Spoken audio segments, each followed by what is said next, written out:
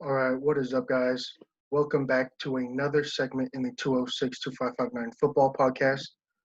Um, I will just be going through the top 10 power rankings, a couple thoughts, a couple games, and a couple guys that have surprised and disappointed me this season. Um, but like last week, I was with you know, my brother Julian. Today, I'm going to be writing things solo, just trying to keep it a little shorter for you guys. I've heard that, that it was a little too long. Some of you guys don't want to listen to a 30-minute video, but I'll try to keep it under 20, 25 today. But here we go. Number 10, you guys will be surprised to see two teams of the AFC East. At number 10, I have the Miami Dolphins. They've been playing lights out defense. Tua and Ryan Fitzpatrick have been kind of not splitting reps, but they've been getting split time because of the injury to Tua. Tua came back in the second half and threw a key third quarter touchdown. He is also really good. He doesn't turn the ball over, and this defense is a turnover machine. Xavier Howard just got his 8th interception on the year, leading the league. This defense can turn turnovers into points, which is very key, and you have to do in this league. And their future is bright with a lot of young rookies, a lot of young players, and a lot of guys in contract years that are going to get renewed because of a low cap space. They're at number 10. At number 9, I have the Indianapolis Colts. They played pretty good. I know that it was a divisional win against the abysmal Texans. And I know that they probably would have lost the game if it wasn't for a bad snap. But a win's a win anyways. They look, in my opinion, like the best team in the AFC South. You're like, what about the Titans? The Titans just got mollywopped by the Browns in a mediocre Baker Mayfield's entire career. If you can make Baker Mayfield look good like that, there's a problem on your defense, and there is a problem on the Titans' defense. They just can't get to the quarterback. No sacks by Jadeveon Clowney before he hits IR, and Vic Beasley's not even on that team anymore. But enough about the Titans. They're not on this list. The Colts are. The Colts have a crucial, physical run game with Jonathan Taylor, Naeem Hines, who's a great receiving back. Phillip Rivers, for me personally, like I said last week, wasn't getting the job done. But he just needs to not turn the ball over, and they'll be fine. T.Y. Hilton showed why he was the league's leading receiver just a couple years ago. Great route runner, great hands. He just hasn't been on the field, and when he is, he's a problem. This defense, of course, is the workhorse of this team. They're really good. They get to the quarterback. They don't allow big plays down the field, and as you can tell, they can hold on to leads late in the game. Colts at number 9, and at number 8, the Browns, who just demolished the Titans. Don't let that score fool you. 41-35. It wasn't close.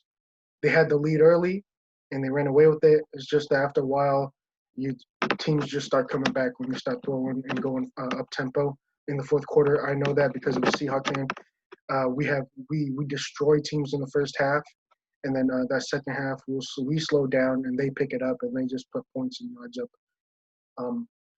But yeah, the Browns at number 8, really good. Nick Chubb is probably the second or third best running back at any time in the league, with a Kareem Hunt who's proven that he's a really good receiving back, great hands, and of course that incredible tight end group, and receiving core without OBJ has been flourishing.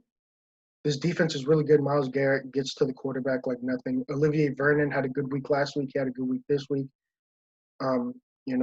You miss a couple guys. I think Denzel Ward was out this game, but he, that secondary is still very effective without him. Browns at number 8. And at number 7, if you guys know I'm a Seahawks fan, you guys are probably going to knock me for this one, keeping them inside the top 7 at number 7, the Seahawks. Yes, they got destroyed by a very physical New York Giants team that has nothing to lose. Yeah, they are in a weak division. So they great play calling, by the way. Just destroyed the Seahawks offense. The Seahawks played very good on defense, though. Just 17 points. They did allow their most rushing yards this year by a single rusher and by a team. They were I think they were third or fourth in rushing yards all year long. The Giants just very physical. I'll actually break down the Giants a little bit more after I do my top 10. I'm going to go on a little rant about them and how good they are on in film and not on paper. But the Seahawks are number 7, still even though they got shut down to just 12 points, 5 in the first half. This passing attack is real. DK Metcalf, very good. Tyler Lockett is very good. 6 catches, 63 yards. Had a couple drops, a couple bad throws. DK didn't get as targeted as much as I hoped against, a smaller corner and a smaller cornerback group like James Bradbury, Isaac Yadom, and Darnay Holmes, who I'll get more to those players. His defense played really good, got to the quarterback, got pressure, but this time, when they were good against the pass, they were horrible, abysmal against the run. When you have a 33-year-old Alfred Morris who hasn't had a touchdown in 2 years, scored 2 against you, that's a problem in the pass game. And then, when you have a guy like Wayne Gallman who's going to flame out, have 180 yards, nearly 180 yards rushing against you, and a 60 some yard rip, that's just bad gap control. And when the pass rush picks up, and the secondary is bad. When the secondary picks up, the pass rush is bad, and the run game is bad. But we'll see how they bounce back against the Jets, I believe. I hope they do the same thing that they did to the Raiders last week. Blitz on the final play. All-out blitz. Number 6, the Rams. They played really good against a downward spiraling Cardinals team.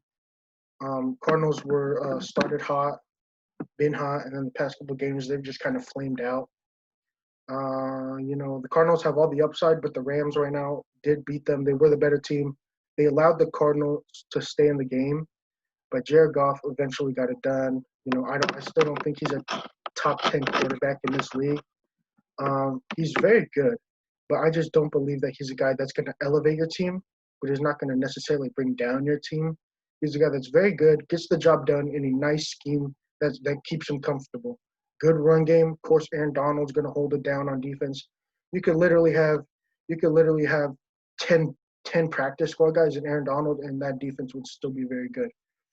Rams at number 6. Number 5, I kept the Steelers out of the top 3 and 4 still, because that loss to Washington is worse than the loss of the Seahawks to the Giants. No more undefeateds. Steelers could have easily won undefeated. But now looking at the schedule and how they stacked up against that Washington team, people have them dropping 3, even 4 games the rest of the year. And that could be a problem. I think they'll probably go 14-2, be the number 1. I think they could be the number 1 seed. I think the Chiefs could drop a game. But we'll see how it goes down the road. The Steelers, something happened. When you don't have balance in an offense, something happens. And they just don't have a run game anymore. That run game is non-existent. The pass game is still there. The weapons are still there. But, they just couldn't get anything going against a physical defense like the Washington Redskins. Chase Young, Jonathan Allen, Matt Ioannidis, Montez Sweat, those guys up in the front 4 are going to dominate. And Darren Payne, forgot about him. They have a nice rotation of speed and power and size. Linebacking core is a little iffy. Secondary is a little iffy. Fuller got beat, multiple times that game, but he's still their number 1. He's still a really good player. But Steelers at number 5. They could get it done against many teams. But a lot of teams are going to start watching that New York Giants and Washington. I said the Redskins. That Washington football team film against the Steelers and Seahawks. And they're just going to see how you can beat 2 teams with potent offense and potent passing attacks. Steelers at 5. Number 4, the Bills. I just moved them up because the Steelers had a bad game.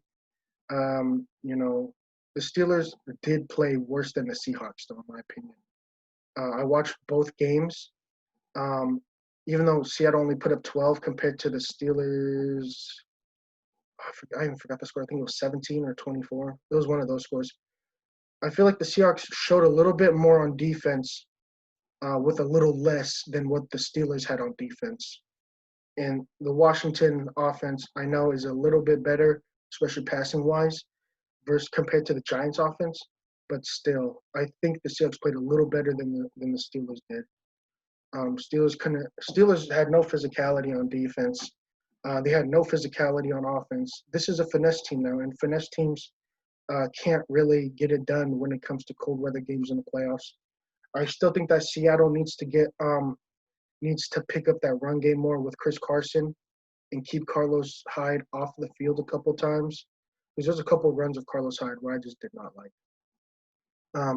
Bills at number 4. Josh Allen, I think he's going to turn the corner and finish the back half of the back quarter of the season really good. This 1-2 punch duo at Devin Singletary and Zach Moss, I think they're going to pick up as well. Stephon Diggs still proven to be one of the best in the league. This O-line has really molded itself and proven itself on the interior that they're really good. Deion Dawkins is a solid left tackle. But this defense, I feel like they're half in, half out. They're physical, but they just can't quite get to the quarterback as much as I would hope with their rotation. In the secondary, as good as the players are with Tre'Davious White and Micah Hyde and Jordan Poyer, they're just not being as good in coverage as they were early in the year. Still very good. Still the best team in the AFC East. But the Bills need to pick it up, need to prove that they can, have a solid back end in the playoffs. But they're number 4 because of Josh Allen. Josh Allen like I said, he's going to turn the corner and he's going to light things up real quick, and he's going to make a run for MVP. But I think that the Bills only go as far as their defense can take them. Josh Allen has proven that he's a really good quarterback. Josh Allen has proven that he can get the job done. Number 3, the Packers.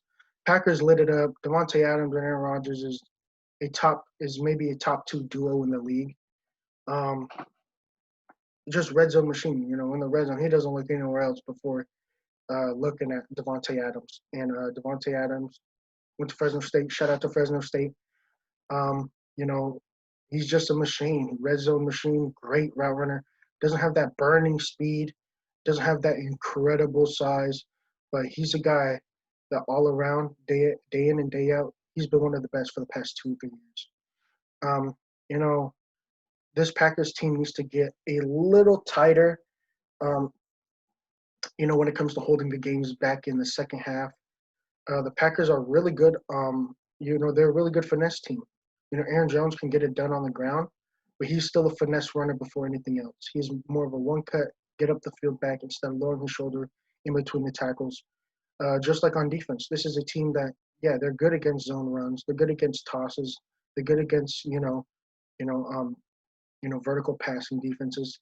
But when it comes to running between the tackles, they're just a little soft, and that's going to be a problem. That's why they don't break the top 2.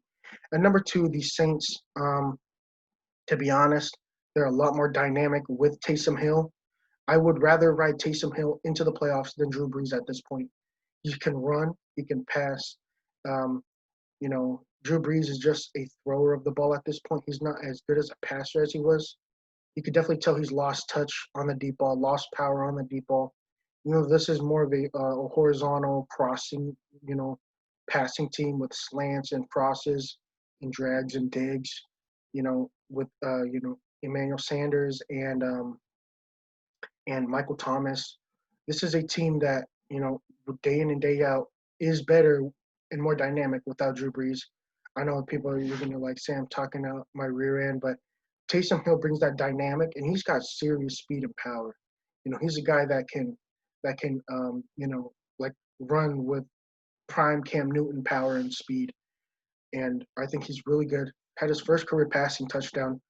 But, when you can still win without throwing a touchdown in back-to-back games, you can get the job done. Saints at number 2. Kamara's the truth. Pass rush is incredible. Secondary is incredible. Linebacking core is aging, but they're really solid still, like that Quan Alexander trade. Number 1, the Chiefs. Tyreek Hill lit it up. Tyreek Hill always lights it up. Tyreek Hill is always one play away from an incredible game. Travis Kelce, the best tight end in the league, in my opinion. a lot of speed, a lot of dynamic playmakers on the offense. Offensive line is a little iffy. Tyreek Hill should have had a couple touchdowns. That's just what happens when you get a rotation going in the offensive line. Guys aren't used to inside pass rush techniques. Guys aren't used to outside pass rush techniques. But then this defense is really picking it up. Pass rush is getting there. Linebacking core, in my opinion, still needs a lot of work. They need to look to linebacker in the draft in the offseason this year. Secondary's picking it up. Of course, with the Honey Badger, anything's possible. He can line up as strong in the box, single, middle, high, in a cover three, or slot corner, or even pure outside corner. Really good. Honey Badger's really dynamic. But this pass rush is what's gonna hold the Chiefs down and take them to the playoffs and take them deep into the playoffs and make a Super Bowl run. Those are my top 10. Chiefs, Saints, Packers, Bills, Steelers, Rams, Seahawks, Browns, Colts, and Dolphins. That's my top 10 power rankings. But I'm going to dive a little bit into what I saw when I watched that the Washington football team and the New York Giants just totally obliterate two of the potent passing offenses. And what I saw from the Washington game is that they were just very physical, a lot of just pure straight-up defense. And when you could get to a quarterback like Ben Roethlisberger with the vanilla defense like they run now, there's no stunts, there's no crazy blitzes. It's just we're gonna come at you with 4, or we're gonna blitz a linebacker or 2. And when they could do that and get to your quarterback consistently, that's a problem. Antonio Gibson, he's really good. I didn't think he was going to be this good coming out. I know they drafted him to play running back. He played receiver at Memphis. Ran 4.38, I think, at the combine. Has good speed, has good size, great speed. Doesn't play with the size I want to see him play with. He's about 220 some pounds. He's a big back on paper, but doesn't run like it. But he's a guy that's very physical still. He's going to lower the shoulder, give you a stiff arm, not going to just scamper out of bounds. Alex Smith is playing really good, really clean football. This Redskins passing attack can pick up a little bit. I wish if they would, but Alex Smith, the Asian quarterback, an Asian arm, is not going to stretch the ball down the field. Logan Thomas, though. Logan Thomas is a guy that played quarterback at Virginia Tech, moved to tight end in the pros, and has been flourishing this year. He's honestly one of the better, receiving threats at tight end this year. Especially in the NFC West, we've got guys like Zach Ertz, Dallas Goedert, and Evan Ingram. Getting someone? Don't want to knock the Cowboys. They don't really have a good receiving tight end that I've seen all year. But, he's really good. He's a really good tight end. Of course, he's going to probably, get a Madden rating boost sometime this offseason. But watch out next year. I expect next year to have a big year with a new quarterback. I expect the Redskins to draft a quarterback. But yeah, that Washington defense is really good, really physical. They can just get to the quarterback. That's just what happens when you have so many high-round draft picks on the D-line. That Montez Sweat first round pick, Daron Payne first round pick, Jonathan Allen first round pick, Chase Young number 1 overall this year. That's just what happens when you get high-profile players and they end up working out. And now let's move to the Giants, who just totally shut down my team. I didn't even want to watch the game anymore after the third quarter. But, this is a very physical team. This team was lining up with 2 tight ends and a swing tackle the whole game. And they were just running it at us, and Seattle couldn't stop it. One of the best run-stopping defenses in the league. When guys like Poona Ford and Jaron Reed get washed out of a play and just the B gap opens up, that's a problem for me. And they were lining Shane Lemieux up at fullback and swing tight end, who's a guard, and he's really good, really athletic out of Oregon. Like that dude a lot. I honestly wish if Seattle took him, in the 4th or 5th round. Really physical team. Colt McCoy didn't have to do much. Made a couple big throws on 3rd down in the 4th quarter to extend their lead. But it was just that run game. Alfred Morris got it done. A touchdown on the ground, a touchdown through the air in the red zone. Wayne Gallman ran all over us. A couple big runs. And then on defense, this is where I'm going to break it down a little more. This defense is really good. This is the best defensive performance I've seen all year long. Linebacker, they have what?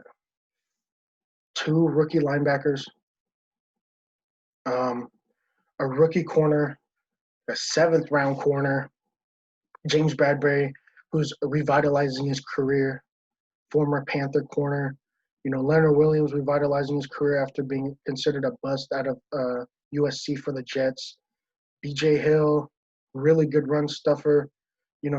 I'm not a fan of Blake Martinez.